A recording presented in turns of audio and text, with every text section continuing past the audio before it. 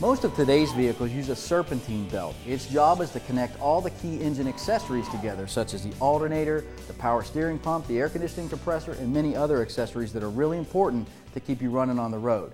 What you want to do before you hit the road is check the condition of the belts and the hoses. Both jobs are incredibly easy to do. We've located our serpentine belt here in the engine bay, and what we want to do is check the condition of this belt. We'll check for deflection, or its ability to turn no more than 90 degrees. If you could turn it more than that, it needs the tension adjusted on it. We also want to check for shiny spots anywhere on the belt, which could imply that there's too much tension on the belt. This one looks to be fine.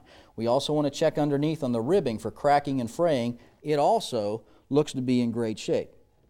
Next, we want to check the hoses in our engine bay. Their job is to transport the vital fluids throughout the engine and vehicle as needed. This is an upper radiator hose. We want to check the condition of the hose and the clamps at both ends. This clamp looks fine. There's no cracking or breakage on the rubber right here. You also want to pinch the hose. If it sticks together, it needs replacing. If it's too hard to pinch and very coarse, it also needs replacing.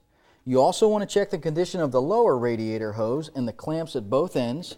These look to be fine. I see no cracking, no drippage, and this hose looks to be in real good shape. You also want to check any of the other hoses you can see in your engine bay. For example, this is an air conditioning return line. I'm simply checking both ends and looking for cracks in the rubber.